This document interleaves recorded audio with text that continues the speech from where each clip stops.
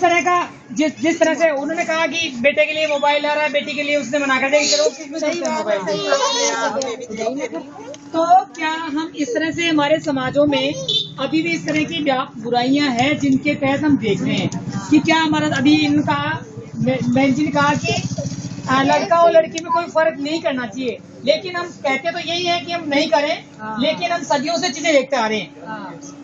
भाई हमने अपनी माँ से देखा है, अपनी दादी से देखा है, वो चीजें देखते हैं, वो सीखते हैं, तो हम अपने बच्चों के साथ वैसे ही लागू करते हैं। कहने को तो हम ऐसे सोचते थे इसमें फर्क नहीं करें बच्चा और बच्ची में, लड़का और लड़की में, लेकिन फिर भी हम कहीं न कहीं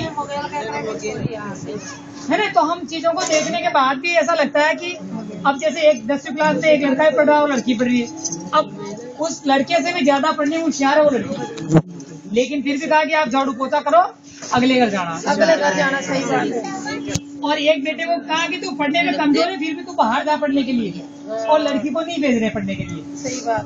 तो अब अभी भी हमारे समाजों में इस तरह की व्याप्त बुराइयां कि हम एक लड़की को अच्छे पढ़ने में अच्छे मार्क्स आए हैं, उसके पढ़ने में होशियार है, लेकिन फिर भी उसको बाहर नहीं भेज रहे पढ़ने के लिए, फिर भी उसको चूल्हा चौका, अभी लड़के को पहले प्राथमिक खाने में दे रहे हैं, लड़की को बाद में दे रहे हैं।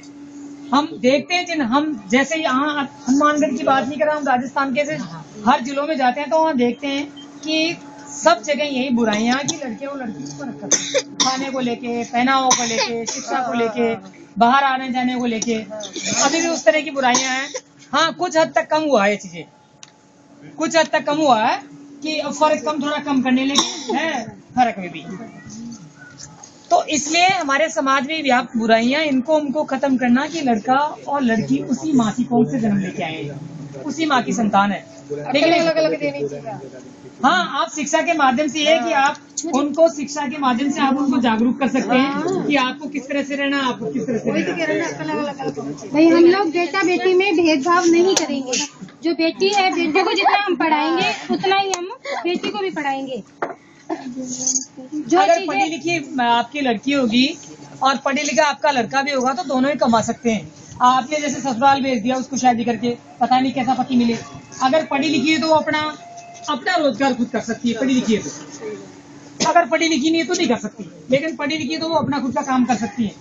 बाहर भी बीए के बाद तो बहुत सारे महिलाओं को भी तो काम भी मिलते हैं ऐसे, पढ़ी लिखी हो तो अनपढ़ तो मामला ही बहुत मुश्किल है।